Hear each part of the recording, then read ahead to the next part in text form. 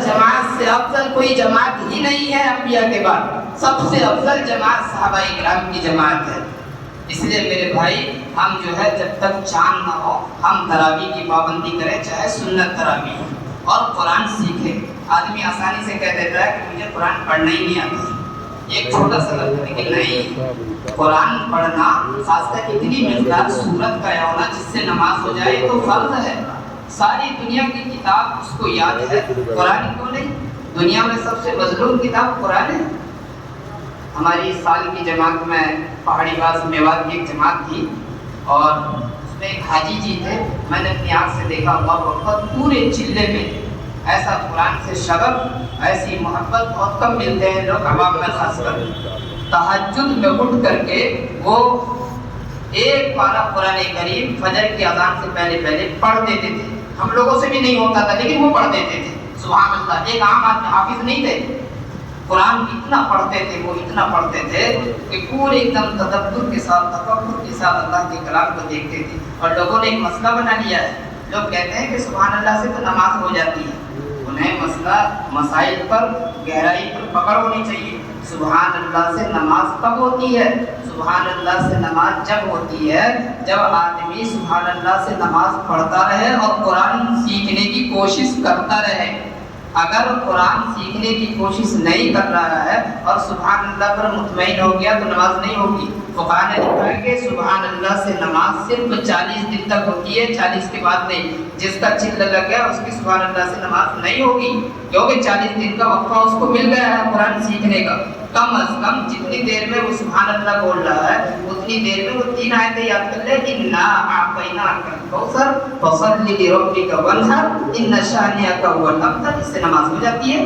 कुल हुवल्लाहु अहद की छोटी छोटी सूरतें कम अज कम आदमी 4-5 सूरतें याद करे कि उससे नमाज हो जाए। माशाअल्लाह एक आयत पढ़ी गई कि रब्बी लिमा हशरतनी आमा।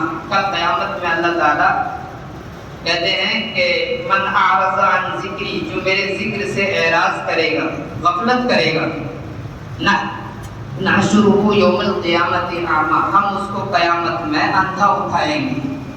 जो इंसान अल्लाह के ज़िक्र से एराज़ करेगा उसको क़यामत में अंधा उठाया जाएगा।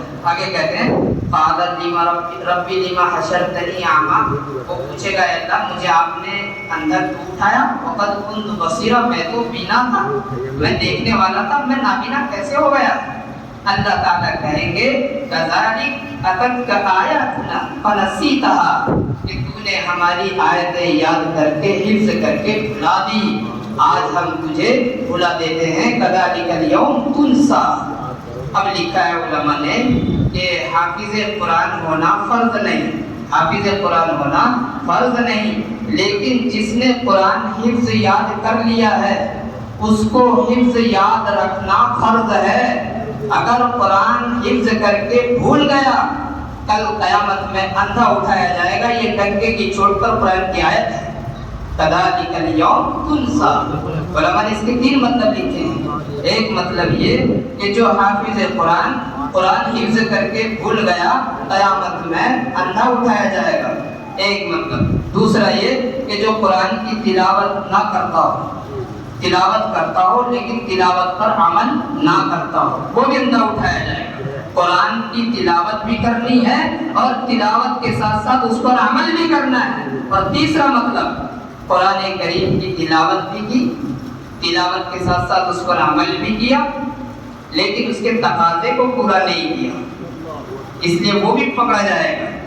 तो इसलिए कुरान पर की तिलावत भी करनी है, तिलावत के साथ उसके मानी और मफ़ाहिम को समझना भी है और उस पर अमल करना है, और उसके साथ साथ उसके तकाज़े पर भी उतरना है। तकाज़े का मतलब एक आदमी पूरी ज़िंदगी तहज्जुद पढ़ रहा है, 5 वक्त की नमाज की पाबंदी है, सब कुछ है, लेकिन आज तक अपनी घर जाकर उसने अपनी बीवी को, अपने बच्चे को, अपने वालिदैन को नमाज की दावत नहीं दी।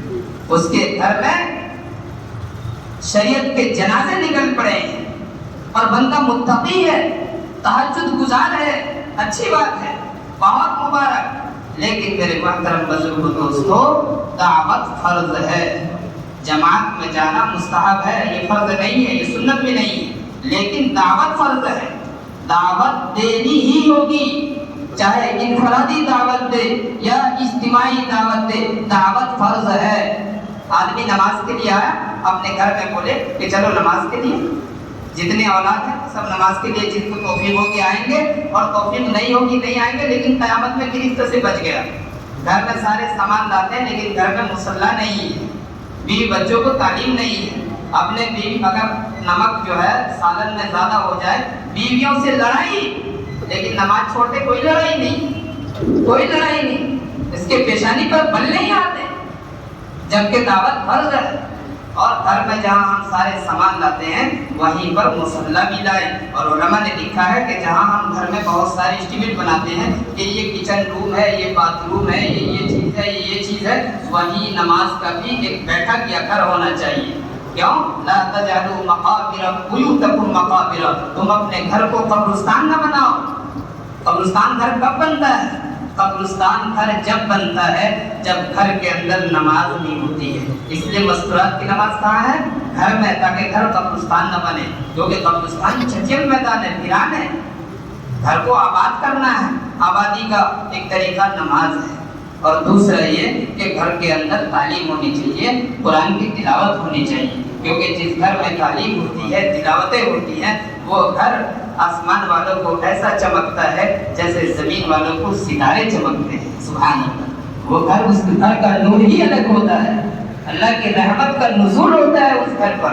اس لیے ہم نماز کا پورا انتظام گھروں میں بھی کریں، اور جیسے دین اور شریعت کے مکلف مرد ہیں ایسے ہی عورتیں بھی ہیں، اور عورتوں پہ تو آسانی ہے کہ وہ ناپاکی کی حالت میں اس کی نماز